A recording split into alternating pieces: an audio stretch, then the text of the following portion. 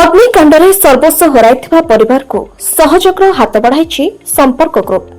गत शुक्रवार राति Paradip municipality 9 number ward Vrindavan colony रे भयावह अग्निकांड घटी चारिपखरा घर समेत समस्त आसबाब पत्र बाइक जली पोड़ी पाउंस हो जाइथिला।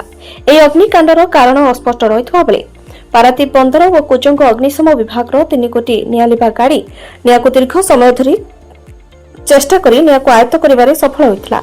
दुखर विषय जे अग्निर शिखा एपरि भयंकर थिला जे कपड़ा खंडे घर बाहर करने असंभव हो पड़ता। घरे कहीं नथिबा समय अशोक स्वाई और बाबुली स्वाई घरे भयावह अग्निकांड पाई दुई परिवार राजरास्तार जीवन बिताउछंती। एभଳି दुखद समय अग्नि विपन्न परिवार को सहयोगर हाथ बढ़ाई एडवोकेट देवव्रत साहू सहित संपर्क ग्रुपर समस्त सदस्य माने। अशोक स्वाई और काबुली स्वाई परिवार को एही दुखद समय भांगी न पड़वा सांत्वना देवा सहित यथासंभव सहयोगर हाथ बढ़ाई। 13 तारिख रे घटी जाइथिबा हमर वृंदावन कॉलोनी रे जो घर पड़ी विषय रे आमे विभिन्न सोशल मीडिया रे जानि पारलु एवं आम संगठन यथा संभव तांकु सहयोग करबा पई आमे आसीचु। यह पारादीप रे एक बड़ दुखद विषय।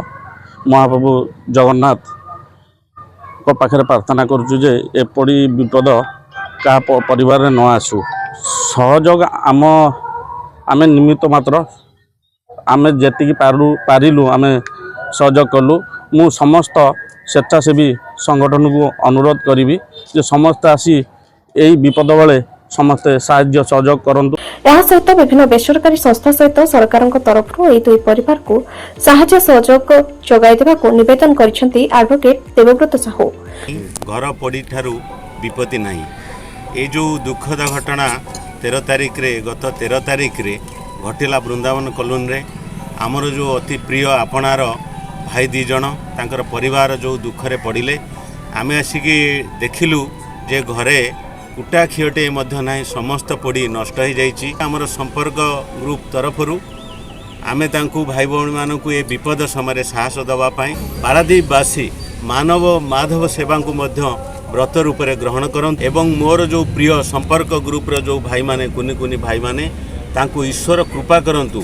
एही भरी भाव में समस्तंकर सेवा करि चलंतु। आमर एही सेवा जारी रहिबो। आमे एही दुईटी परिवार संगरे संपूर्ण भावे रहिलु। Report news time Odisha.